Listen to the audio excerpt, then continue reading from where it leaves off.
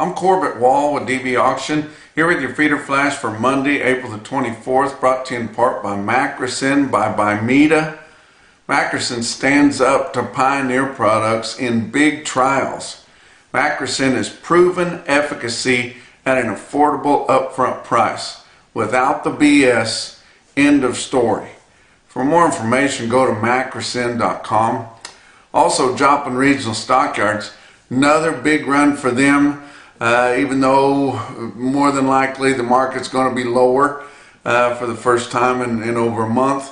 But 8,000 head is what they're expecting. They've been underestimating. Joplin has absolutely been killing it this whole year so far and getting the market, and I mean the full market out of all their cattle there. And you know, when you get down to it, that's really all you can ask for is the market. A lot of new customers coming into Joplin recently, the last several months, but they're doing an awful good job there. And if you're interested in Joplin, you can view their sale and bid their sale at dbauction.com. They sell feeder cattle and calves on Mondays, cows and bulls on Wednesdays. Rally runs out and literally just ran out. And I don't think this thing's going to nothing or anything like that, but we're not gaining ground anymore. In fact, we're losing ground. It's unbelievable how just a week ago we were talking about how your fat cattle market gained $7 in the weighted average. That's unheard of. And then instead of just going to a kind of a easing off or a mostly steady type of a week, we're going to be significantly lower this week. And you think, what in the world happened? You know, everything was just going gangbusters, and we're so tight on the number of market-ready cattle. Your packers are so short-bought. They're buying hand-to-mouth. We're going right into the time of the year where they need a lot of product to get so the retailers can fill their shelves up for these big early summer holidays that are happening right around the corner. What in the world has happened? The reason that we're all of a sudden bearish.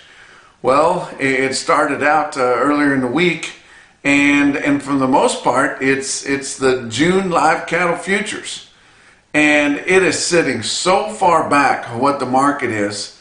It's just a bearish cloud that's hanging over the market. It ended the week at about 164.5, and that's ridiculous. We're still selling cattle this last week up through Thursday at 178.5 in your weighted average on your 5-area weighted average there on steers, and sitting at 164.5, and it's right around the corner, guys. April's going to run out here this week. We're done with it, and you know, and nobody will get behind it. Of course, you know, it's not really the industry's job to get behind it. You know, we're always on the short side through hedging, but we can't find any investments, any investors, any funds that want to get on June and go long. Nobody wants to go long on the spot market anymore on live cattle. You know, interest is up. A lot of the safer investments are becoming more attractive and things like that, but it's just changed the complexion of everything. And then to top it off, on top of all of that, we had a bearish cattle on feed report on Friday. And I fear that is going to throw this thing kind of into a little tailspin until people settle down and look at the fundamentals and see how tight we are on cattle. Yes, the cattle on feed report showed that we had nearly as many cattle placed in March as we did a year ago March. But that doesn't mean that there's all of a sudden more cattle. The inventory report was right. I'm not going to say the cattle on feed report wasn't right, but there's nowhere else for cattle to be, especially in March. It was too cold in the northern plains and in the mountain states for anything to be turned out. It was too dry in the southern plains for anything to be turned out. You got to put them in the feedlot, guys. And then they're going to get counted as placements, and it's going to look like there's more cattle. There's not more cattle. We've still got the fewest number of beef cows we've had in 60 years. There's significantly more people around to eat them. Our exports are significantly better. So, you know, it would have been interesting to see And no more people than we have that sell negotiated cash anymore. You would think they could get their heads together like the Packers do and hold. And it would have been interesting to see if they would have just held their ground and not sold them any cattle any cheaper. And then they weren't going to give steady money this week. Just let them not get anything bought. And to see how long we could go like that before the cattle started, and I don't think it would even got close to the cattle being too far done. Your Packers would have had to come to their milk because they need cattle. They've got a lot of obligations to fill here as we get into spring here, and your wholesale selling is rampant as your retailers are getting hungry, and they know that they've got to have those shelves full when it gets to Mother's Day, when it gets to Memorial Day and things like that. But just couldn't do it. We had guys jumping, and a lot of the guys that are selling cattle are they're pulling cattle forward, so they've got those cattle hedged to the April or to the June board already, which is not doing too good. That's a good basis for them. $15 on a basis. Wow, that adds to the bottom line, guys. You can put it right on there, and that is really what works against our market position at all times, is these huge basis levels that just keep a damper on everything all the time. You look at your cattle on feed report that come out on Friday, and you saw your April inventories came in at 95.6% of a year ago. The average of the analyst guess was 94.8. So you think, well, that's not even a percentage point more. Well, I know, but everything seems to hinge on the placements. And the placements during March placed on feed come in at 99.4% of a year ago. We thought we were going to be well down in the low 90s. And your average of the analyst guess was 94.9. Your marketings came in pretty good, 98.9% of a year ago, and the average of the analyst guess was 98.8. But like it or not, that cattle on feed report is bearish. And it's going to work against us a little bit here as we go forward, but who knows, there could be some news come up here early this week that'll take the place of that. But your placements under 600 pounds were higher, and the placements weighing 700 to 800 pounds were just a pinch higher. Everything else was lower. So you see what it was. It was mostly those lighter calves. Cattle on feed numbers in Iowa, they're the same as a year ago. Nebraska is about 95% of a year ago. Kansas is 97%. Texas is 95% of a year ago, cattle on feed. And Colorado is only 89% of a year ago. Let's talk about your board for last week. April live cattle futures. Monday was up $1. We thought everything was going to be great. Tuesday was up 72. Then Wednesday down $1.05. Thursday down 132. Friday down 12. April ended the week at 173.97, down 78 cents for the week. June was actually up some, up 80, but still just sitting at 164.52. That's going to be our spot market, guys, here at the end of the week, is 164.52. You look out to August, it's even lower yet, 163.55. I know that every year in the summer months, especially late in the summer, we get a lot of pressure on our fat cattle, but I don't think it should be this year because we've got much tighter numbers of finished cattle out there, guys, and the cattle are going to be finished during that time than normal. But you look at next April, it's sitting all the way up there at 178.10. Feeder cattle for April, Monday was up 2.15, Tuesday was up 37, Wednesday down $1.25, Thursday back up 35 cents, and then Friday down $1.25 again, with April feeder cattle ending the week 203.77, up just 37 cents. Your May feeder contract was up $4.50. Of course, that had help from some lower grains, but May ended the week at 212.40. August sitting out there really handsome at 225.35. But if this thing remains kind of on the bearish side, they could start whittling on that. Let's talk about your grains. May corn ended the week at 663 and a quarter. That was down 3 cents. New crop December corn ended at 548, down 12 for the week. May beans 1483 and a half, down 17 cents, and November was down 16 and a quarter cent for the new crop soybeans at 1285 and a quarter. Talk about your fat cattle trade up through Thursday of last week, only 56,500. Why was there light volume? Because the market was lower. Why was their market lower? Because we had low volume. And the guys that argue with that, I just can't understand. But if we put minimum levels of negotiated trade, we would have better markets, guys. We just absolutely would. But you look at your price spread on fat steers and heifers last week, ranged from 172 and a half. That was in the Northern Plains, the 172 and a half. I'm anxious to see how much of that there was when they get the whole total roundup report done. But we never sold them that low in the Southern Plains. But 172 and a half to 185, that was actually just unevenly steady, was actually up 2.5 cents to down 1. But you look at your weighted average and it's significantly lower, 178.54. That's going to be close to $2 lower for the week here. Had a little more trade on Friday, but dress sales ranged from 276 to 290. That was $4 to $8 lower. Your weighted average on dress steers was 287.68. Sure, $2 lower on your weighted average.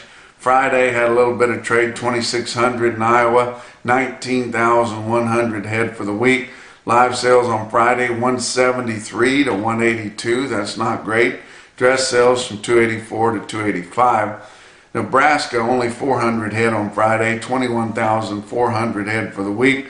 Live sales in Nebraska on Friday just had 182 as a price, and dress sales from 280 to 284. Kansas sold 300 on Friday, 12,000 for the week. Only sales on Friday were 174, and that was your late week market in the Southern Plains. Texas didn't have any sales on Friday, 7,300 head for the week. Box beef cutout back here. Actually, we should wrap up your Northern Plains market. Was basically 182 late in the week. Got steady to $2 higher.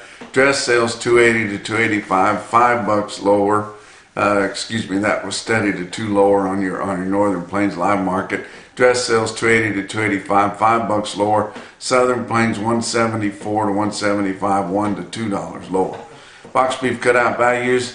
Your weighted average on all of last week's sales on choice cuts was 306.51, up 860. So your packers are getting more for their product. At the end of the week, it was just about that, 306.60, so very close to that at the end of the week, close to last week's weighted average. Select weighted average on all of last week's sales. Excuse me, 289.79. That was up 789, and your late week sales are about $2 lower than that. But a $16.72 choice select spread. And sales on 528 loads of cuts, grinds, and trimmings, and that's more than normal. So pretty brisk sales there on just what they show us. Your slaughter last week was disappointing because the late week we didn't do hardly anything. 622,000 for last week, 9,000 more than the previous week, but 42,000 less than the same week a year ago. And our carcass weights are significantly lower. They're not getting much product out there, guys.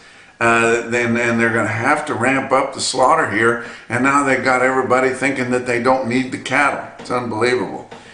Talk about what else is going on. You guys have heard them talk about this AI regulation they're wanting to put in, or they're wanting to take a break or ease back from the AI process and all that. Don't worry, guys. I know it's breeding season. It's not artificial insemination, guys. It's artificial intelligence. So I knew there was a few of you that had been worried about that, heard something about it on the news, but it's not anything to do with what you're doing with your cattle.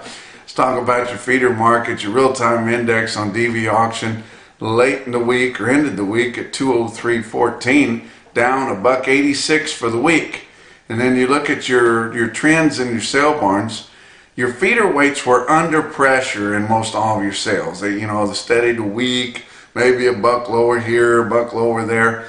But the top prices were still near steady with what we had the previous week. Still willing to give the top of the market for the best cattle, but your averages were just lower, and that's reflected in your real-time index there, almost $2 lower. Calves were still higher, but it was more moderate. Didn't see the huge gains that we've been seeing here for the last month. But just like Fort Scott, Kansas there, they had a really, really impressive top quote there. 64 steers weighed 803 at 208 in Fort Scott, Kansas, guys. But if you looked at all of them, your 700 to 1,000 pound feeder cattle were lower and fairly significantly lower on the average. So that's pretty typical of what we saw in our trends last week.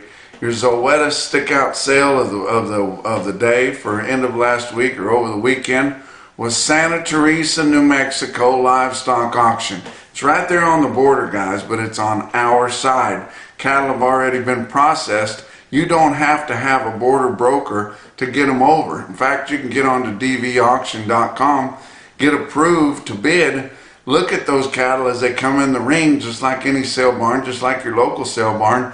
View and bid those cattle right there. Get them to help you arrange the trucking, and it's done. You got some hard desert cattle there, like you want, that don't die, and you can get them significantly cheaper. But still, it's bringing a pretty good price there. 1,200 head at their sale last Friday there at Santa Teresa, New Mexico. Look at your best tested weights.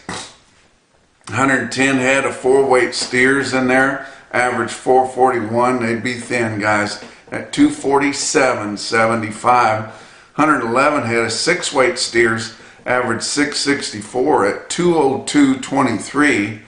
How about the heifers? A lot of stocker heifers there, and really good quality on them. I talked to them there, and they said the quality was really good, like something you'd get out of Kansas or somewhere. 328 head of 4-weight stocker heifers, average 473, weighted average price 223.07. That included one big consignment there, guys, and he said these were really, really nice heifers. 235 head, 491 pound heifers, bring 228. Santa Teresa, New Mexico, just steps on our side of the border there. 140 head of 6-weight heifers, average 631 at 192.03. Give you some individual quotes. How about Nevada Livestock Marketing? They had a special. Didn't get to go down there again this time. I missed my buddies out there in Fallon, Nevada, but had about 2,100 head for their monthly feeder special there. And you look at the stocker heifers, weighing, the decent bunches weighing from 3.5 to 500 pounds. And they sell from 233 up to 282, guys, with all that moisture they've had out west. There's some individual quotes there. How about Magnus Livestock Market in Huron, South Dakota? 66 steers weighed 779 at 216.25. My goodness. But the most impressive quote that I saw late last week or over the weekend, your Macrison, no BS, top quote for the day, come out of Fort Pierre Livestock Auction in Fort Pierre, South Dakota, was 64 steers weighed 834, $2.17 a pound. And that's your feeder flash for Monday.